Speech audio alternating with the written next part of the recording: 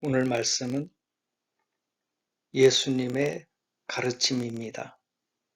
이 말씀으로 이번 한 주간도 축복과 은혜 받는 귀한 주간이 되기를 예수님의 이름으로 축복합니다. 오늘 이 말씀 잠언서 17장 27절서부터 28절 예수님의 가르침이라는 주제로 말씀을 나누고자 합니다. 사람에게는 본능적인 3대 욕망이 있습니다. 첫 번째가 먹는 욕망, 둘째 이성에 대한 욕망, 셋째 명예에 대한 욕망이 누구에게나 다 있습니다. 물론 이것보다 더 많을 수도 있겠지만 그러나 이 가장 기초적이고 기본적인 이 세 가지, 먹는 것, 이성에 대한 것, 명예에 대한 것, 이 욕심은 누구에게나 다 가지고 있습니다.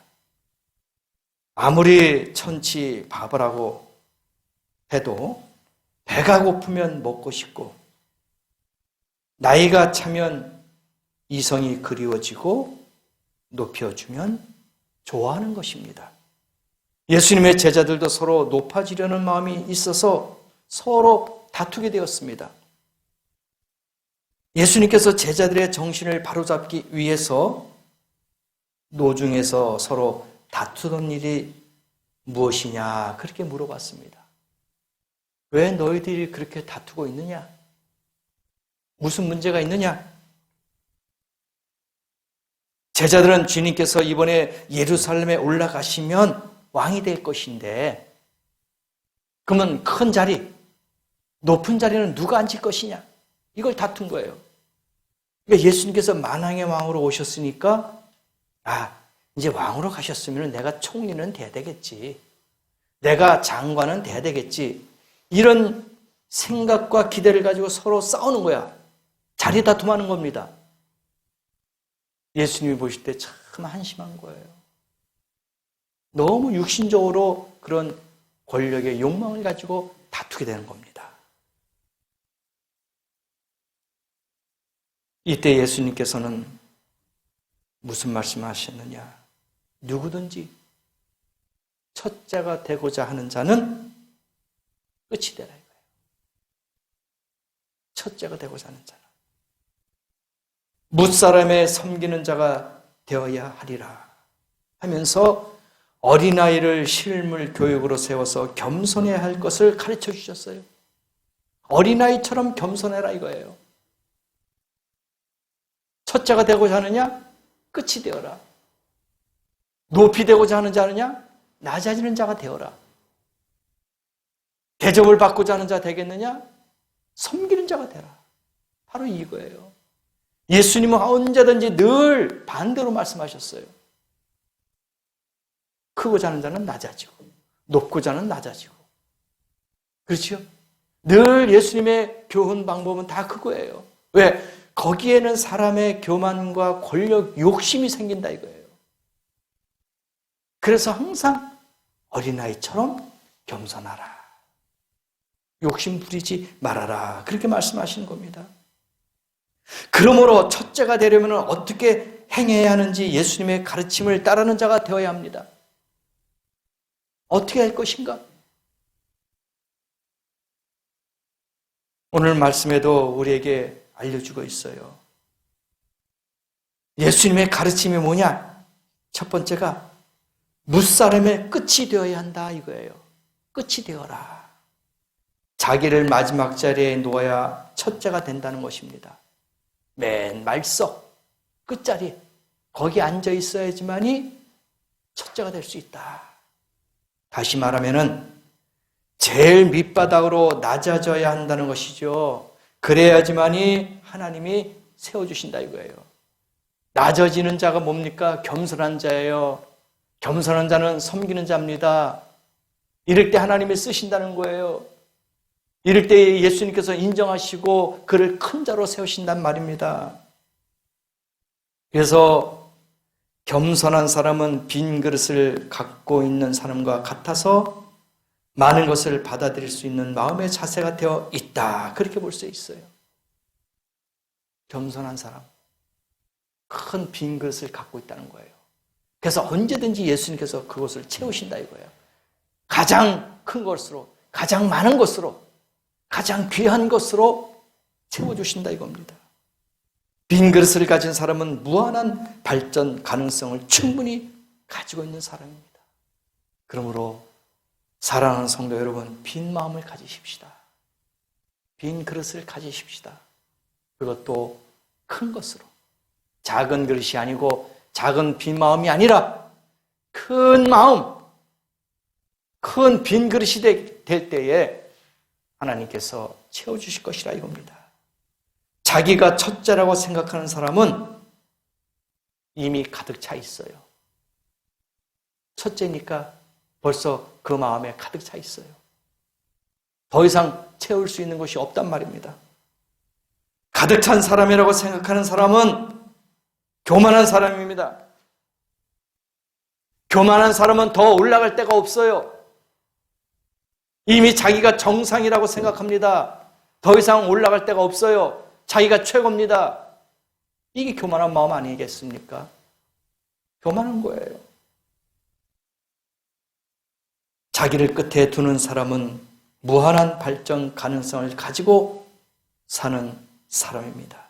그런 사람은 마지막에 어떻게 될까요? 첫째가 되는 것입니다. 그렇죠? 마지막에 있는 사람이 첫째가 돼요. 끝에 있는 사람이 1등이 된단 말입니다. 그러므로 무사람의 끝이 되어야 된다. 두 번째는 많은 사람을 섬기는 자가 되어야 한다 이겁니다. 많은 사람을 섬겨야 된다. 대접만 받고자 하는 자는 얼마 안 가서 대접받는 자리에서 밀려나게 되고, 남을 섬길 줄 알고 사회나 나라와 인류를 위해서 봉사와 희생정신으로 사는 사람은 오래지 않아서 으뜸이 된다 이겁니다. 우리 요새 대통령 선거 며칠 안 남았지요. 대통령 선거라든지 국회의원 선거 보면 우리가 잘 알잖아요. 그들의 공약이 뭡니까? 섬기겠다. 낮은 마음으로 섬기겠다. 민생들의 마음을 기억하고 이해하겠다.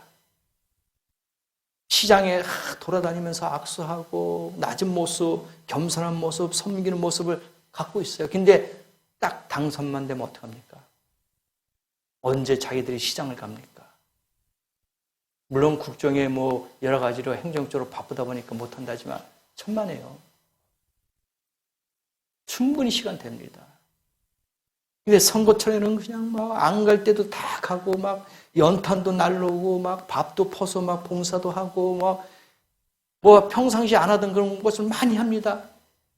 근데 딱 당선만 되면 어떡합니까? 거기 안 나타나요. 어디서 연탄을 또 날릅니까? 어디서 김장배추를 날라요? 안 합니다.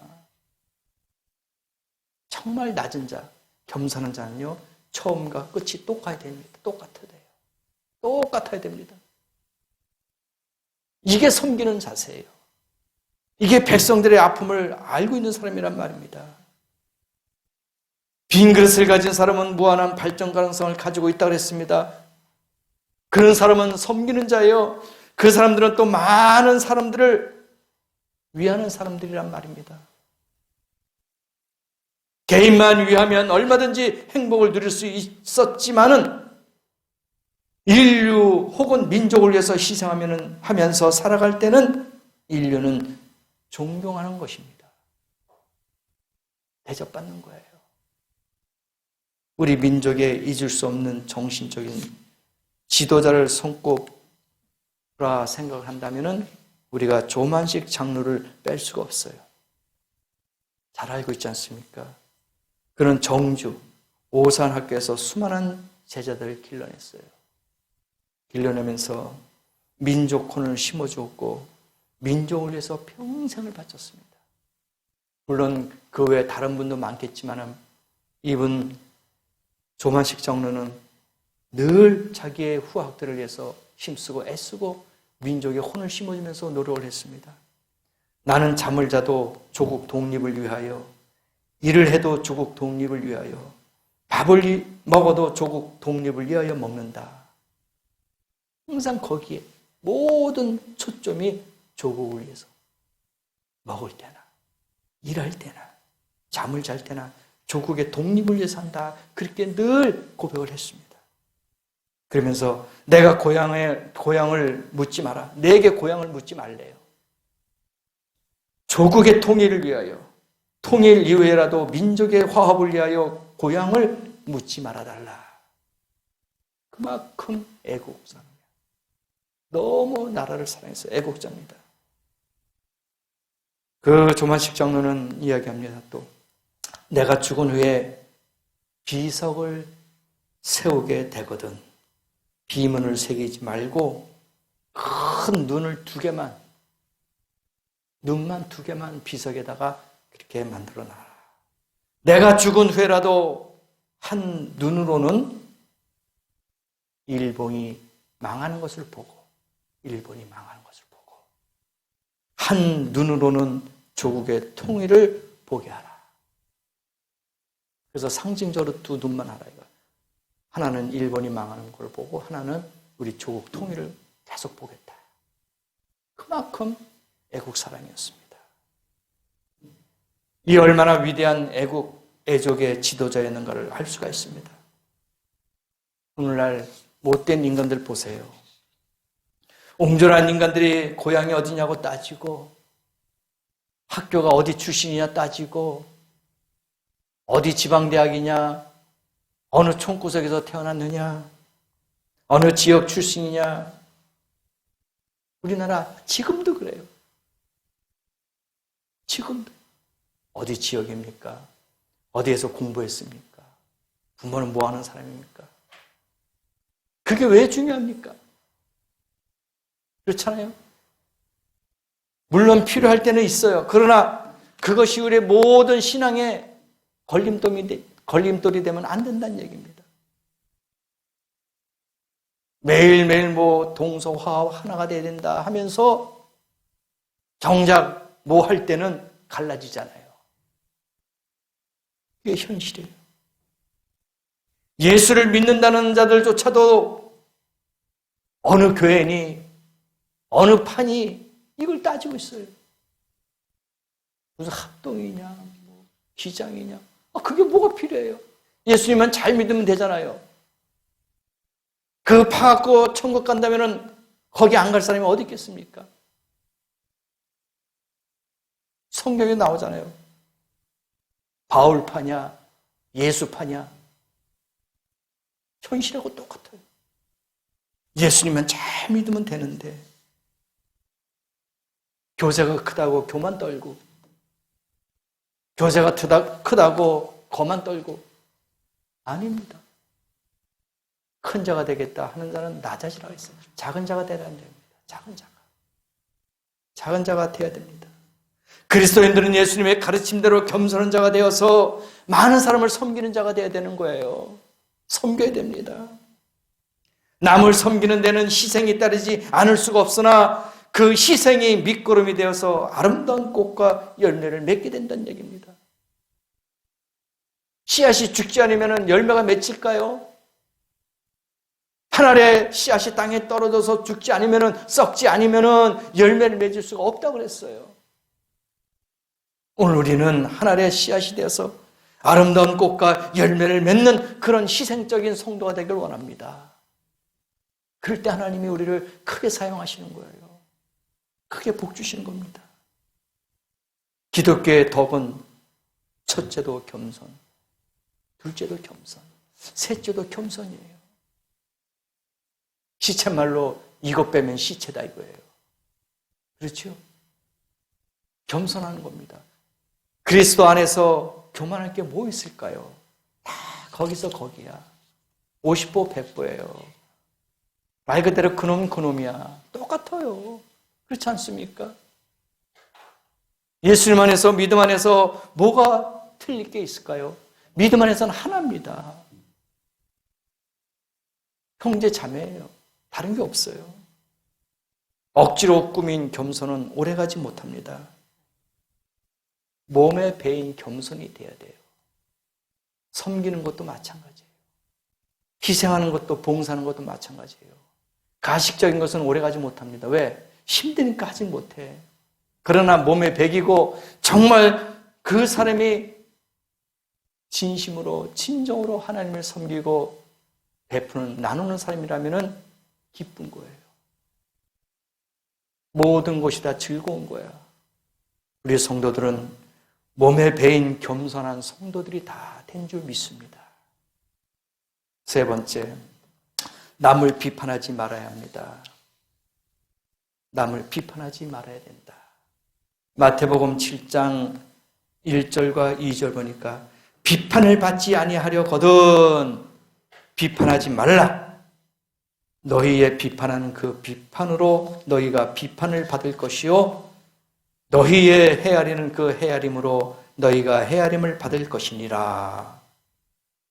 한마디로 말 조심하라 이겁니다.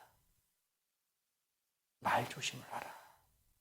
야고보서 3장 2절에 우리가 다 실수가 많으니 만일 말에 실수가 없는 자는 온전한 사람이다.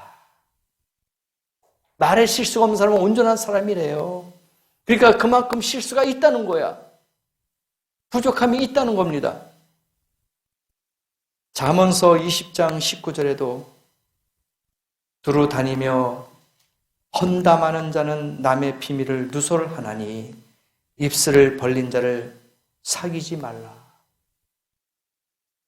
험담하는 사람 사귀지 말래. 왜?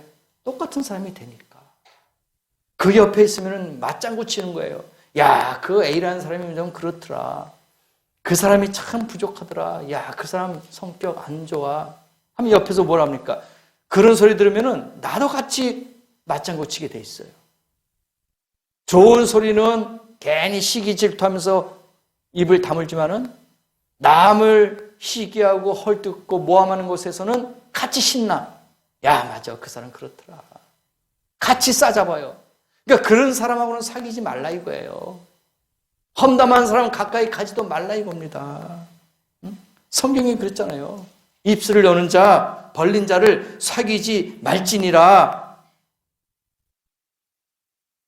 시편 24편 3절과 4절에도 여호와의 산에 오를 자 거짓 맹세치 않은 자다. 여호와의 산에 오르는 자는 거짓 맹세하지 않는 자래요. 그만큼 정직한 사람이다 이거예요. 여호와의 산에 성전에 올라가는 사람은요 깨끗한 사람이다 이겁니다. 그런 사람은 거짓말을 하지 않는다 이거예요. 거짓말하지 않고 남을 헌담하지 않고 남의 비밀을 누설하지 않는 사람이다 이겁니다. 그러면 시편 기자가 또 이렇게 이야기하죠. 141편 3절에 여호와 내 입 앞에 파수꾼을 세우시고 내 입술의 문을 지키소서. 시편이 그렇게 나와 있어요. 여호와여 내 앞에 파수꾼을 세우시고 내 입술의 문을 지켜주세요. 왜? 나는 부족하고 연약하니까 예수님 도와주세요. 지켜주세요. 인간은 한계가 있잖아요. 그러니 내가 실수하고 내가 잘못할 수 있으니까 파수꾼의 입술을 지켜주세요. 고백하는 겁니다. 우리의 성도들은 무슨 말을 할 때 앞뒤 한 번 더 생각해 봐야 될 줄 믿습니다. 내가 저 사람이라면 어떻게 됐을까? 내가 저런 환경이라면 어떻게 됐을까? 다시 한번 생각하고 말을 해야 된다 이거죠. 그래야지 실수가 없습니다. 그래야지 상대방이 상처를 안 받는 거예요. 한 번 더 생각하고 내가 이 말을 하면 상대방에게는 어떤 영향을 미칠까? 잠깐이라도 생각해보고 단 1초, 2초라도 생각해 볼 때에 아, 그렇지. 실수가 없는 거예요. 말에 실수가 없습니다. 생각 없이 아무렇게나 말을 해서 뒷감당도 못하고 남의 구설수에 올라 남에게 상처를 주고 자기의 인격에 손해를 끼친다면 얼마나 큰 실망입니까? 내 말 한마디 잘못해가지고 상대방에게 상처를 주고 나에게 데미지가 온다. 얼마나 안타깝습니까? 신앙 상하는데도 부끄러운 거예요. 그래도 우리는 하나님의 자녀인데, 그래도 믿음의 사람이라고 자부하는 사람이 내가 이게 말로서 사람을 상처 주고 사람을 죽일 수 있을까? 참 안타깝죠. 성경 말씀 보니까 잠언서 20장 9절서부터 10절 보니까 이런 마음이 나와요. 내가 내 마음을 정하게 하였다. 내 죄를 깨끗하게 하였다 할 자가 누구뇨? 한결같지 않은 저울 추와 같은 말은 다 여호와께서 미워하시느니라. 그렇게 말씀하셨어요. 또 잠언서 17장 오늘 본문 말씀 27절 28절 보세요. 말을 아끼는 자는 뭐라고요? 지식이 있대요. 말을 아끼는 자는 지식이 있고 성품이 안전한 자는 명철하니라. 미련한 자라도 잠잠하면 지혜로운 자로 여기오고 그 입술을 닫히면 슬기로운 자로 여기오니라. 성도는 남을 비판하지 말고 나아가서 말조심까지 해야 됩니다. 교회 안에도 각종 모임이 있어요. 회의가 있습니다. 연합적인 기관들이 있어요. 무슨 단체이든 모여서 보면은 높아질 마음들이 많은다는 것을 알 수가 있어요.